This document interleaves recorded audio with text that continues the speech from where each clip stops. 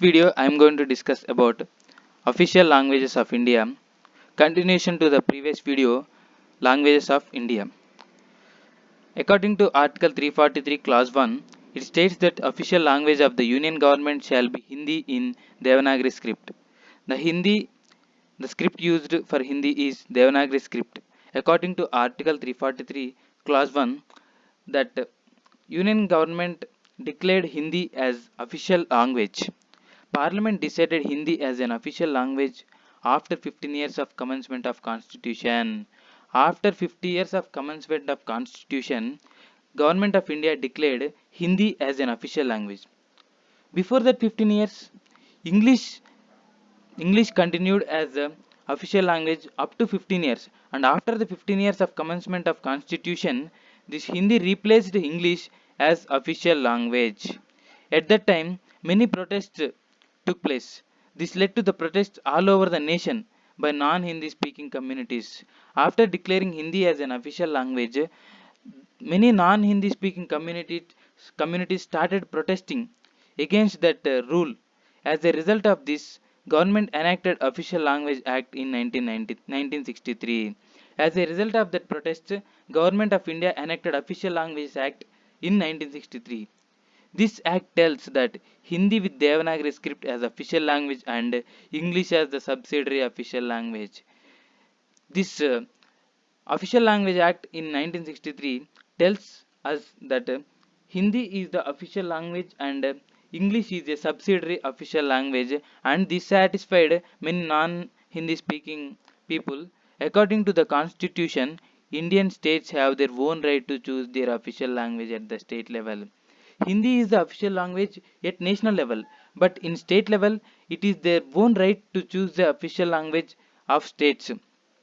Many languages are listed in the 8th schedule of the Constitution. In the 8th schedule of Constitution, many languages are listed which may be used by the states for official purpose. Those languages can be used by the states for official purpose. Not only that languages placed in 8th schedule, out of that schedule also states can declare those languages as official languages according to their will.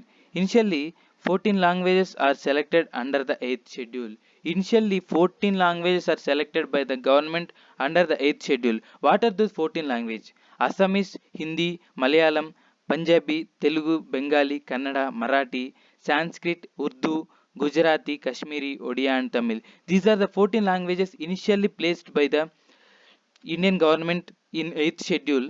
After that, many languages are added to that. What are those languages? Sindhi was added to the list as the 15th language. Sindhi is the 15th language added to the list through which amendment? 21st Amendment Act.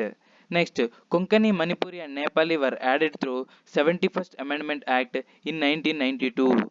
Bodo, Maithili, Dogri and Santali were added in 2003 by 92nd Amendment Act. Now, there are totally 22 languages in the 8th schedule. Next, not only the language in 8th schedule, other languages can be adopted by the states. Not only these 22 languages present in 8th schedule, but also the other languages which are not mentioned in this 8th schedule also can be used, are placed as the official languages of the states according to their will. Next, status of the classical language. What is the criteria that tells that the language is a classical language? What is the eligibility criteria for that language? First one is history of 1500 to 2000 years. That language should contain a history of 1500 to 2000 years, and a body of, second one is a body of ancient literature which is considered a valuable heritage by generations of speakers. That language should contain an ancient literature which is of its own, which is considered a valuable heritage by generations of speakers. Some people should believe that it is a valuable heritage, so that it is another criteria. Next, the literary tradition be original and not borrowed from another speech community. The literary tradition of that language should be the original, and that should not be borrowed from another speech of community. Next, the languages declared as classical languages still now are Tamil. In 2004, it is declared as a classical language. Telugu in 2008, Malayalam in 2013, Sanskrit in 2005, Kannada in 2008, and Odia in 2014. These are the languages declared as the classical languages up to now. Next, we will go into another PDF. Next one is benefits of the classical language. Okay, we are declaring those languages as classical languages. Then, what is the benefit of the classical languages? The two major international awards for eminence in classical Indian languages to be awarded annually. The two major international awards of eminence are awarded for the people annually based on the classical language. Next, Center of Excellence for Studies in Classical Language will be set up. A Center of Excellence for the for studies in classical languages. The languages are included in education. Next, certain number of professional chairs for scholars of eminence in classical languages will be set up in universities. Means certain number of professional chairs will be set up for the classical languages for the people of eminence in classical languages in universities. Next, National Translation Mission. What is the use of this mission? What is National Translation Mission? National Translation Mission aims to spread knowledge. It aims to spread knowledge to different parts of the India. It aims to spread knowledge to different parts of India by translating the texts in different languages listed in 8th schedule. This National Translation Mission helps in spreading the knowledge to different parts by translating these different texts into the 22 languages which are mentioned in 8th schedule. This National Translation Mission helps to translate the texts into the 22 languages and helps in spreading the knowledge to different parts of India. This helps the students and academies to easily access different types of texts and gain more knowledge. This will help for the students and many academies to easily access. If the language is in our mother tongue, we can easily access to that language. This National Translation Mission helps in translating that textbooks into our mother tongue so that it is helpful for spreading the knowledge to different corners of India. At present, National Translation Mission is engaged in translating all materials related to higher education in 22 Indian languages. The 22 Indian languages mentioned in 8th schedule. NTM, National Translation Mission, is engaged in translating all the materials related to higher education in 22 languages. This mission helps in translating of textbooks into all 22 languages. Next one is Linguistic Diversity Index. What is this Linguistic Diversity Index? Linguistic Diversity Index is the probability that two people selected randomly from the population will have different mother tongues.